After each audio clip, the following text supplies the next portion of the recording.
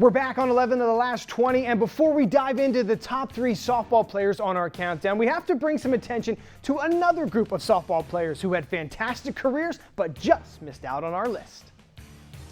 Section 4, and swing and a miss, struck her out, and Profit strikes out the sides. Squares the bunt, pops it up, and a nice effort and a nice catch by Alexa Hirschberger. And on the mound, senior Janelle Fair, as we mentioned, a record of 12-1 on the season, 78 innings pitched. Well hit to center field toward the gap and gone! Home run for Ashley Royer.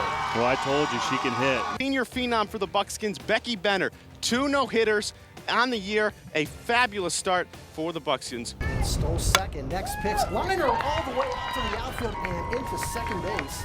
Goes Caitlin Minnings.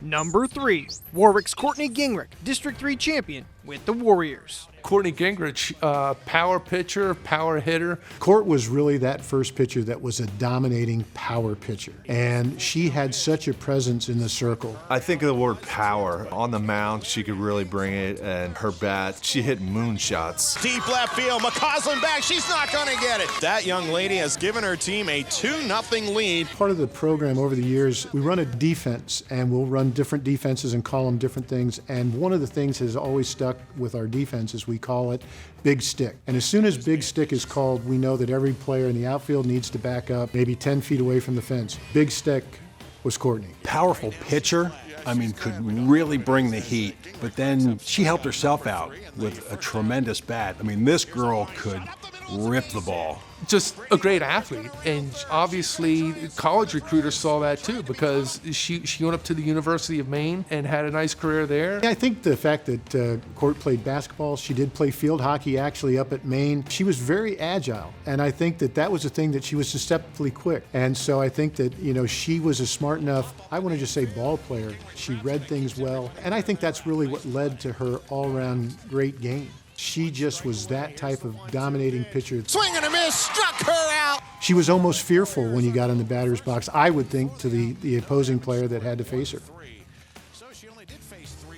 Number 2, Manheim Central's Alexa Campbell, All-State pitcher for the Lady Barons. Alexa Campbell, you're not going to get to the state finals without an ace pitcher, and that's exactly what Alexa was for Manheim Central. She kind of put the whole team on her back and said, we're going to do this. And as we kept going through, there was just more and more confidence through the whole team. When they knew she was there pitching, we always had a chance. It was awesome. It was certainly probably one of the highlights of my coaching career. There's Campbell like a cat on top of it and throws her out to end the inning. Obviously, I think everybody knows her for her pitching, which was pretty dominant. She had a powerful pitch as far as her fastball is concerned, but she knew how to mix in her off-speed pitches and just kept opposing hitters so off balance. Swing and a miss. Looked like she took just a little bit off of it, and when you do that, you've got control of the ball game, and she did that extremely well. Alexa Campbell was a pitcher with perhaps the most dominant changeup,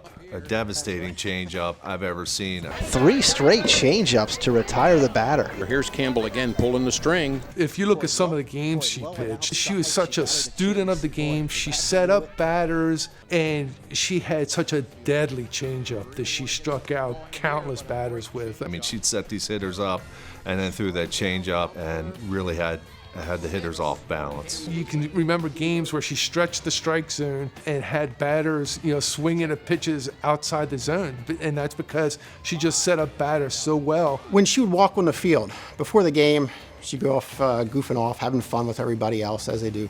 As soon as she came out of that dugout, there was a different person. And it was a confidence. Not cockiness in any way, but a confidence that she exuded when she was out on the mound and uplifted everybody else on the team as a leader, as well as I've seen anybody ever do. Number 1, Warwick's Sam Durr, 3-time LL League Player of the Year. Yeah, what can you say about Sam Durr? She's another one that she could just beat you in so many different ways with, on the mound. She was a spark plug. Sam had so much energy, and I think it didn't matter who we were playing. Sam was going to be up for that game, and from the moment when she's warming up to the first pitch she threw, or her first at bat. Amdur is the first up, and she swings and grounds it on the second pitch into right field for a base hit. She just had that fire. I tell you, she was a joy to watch. Not overpowering with high velocity, but she could pinpoint her pitches. Probably the most dominant pitcher I've seen in 33 years of doing this. Lefty, threw hard, but to me what made her so dominant was just her changeup was devastating to batters. Over for a called third strike. Her changeup was just absolutely devastating. It's like she was pitching with a yo-yo and she would pull the string and the pitch would come to a stop almost. This is when we played Warwick at the park, okay, when that was a huge field. And my catcher, her dad the night before, told her if she gets a hit off of Sammy, he'll give her $10. So she said to her dad jokingly, how about if I hit a home run? He said, I'll buy you a car. Guess what? She hit a home run off of Sammy Durr, and I knew nothing about the bat. She's coming around third, and she's huffing and puffing. Here comes a throw, and she just beat it. And after the game, somebody come to me and said, she just won a car. I said, what you mean? She said, her dad bet her if she hit a home run, he'd buy her a car. And the thing was, that was the first earned run Sammy gave up all year. That's what I remember most about Sammy. Sammy was a great player. Oh, my gosh. Probably one of the best pitchers ever in the LL League. One of Sam's best games in her high school career was the perfect game she pitched against a Mannheim Central team that a year later would be playing in the state final. Faced what was 3 other names on this list, and Sam goes out and throws a perfect game against a very talented Mannheim Central team. There's strikeout number 6 for Sam Durr. Sam was always up for the challenge of every game that she went out, and I think especially that night against a good Central lineup, all 3 of those kids really could knock the snot out of a ball.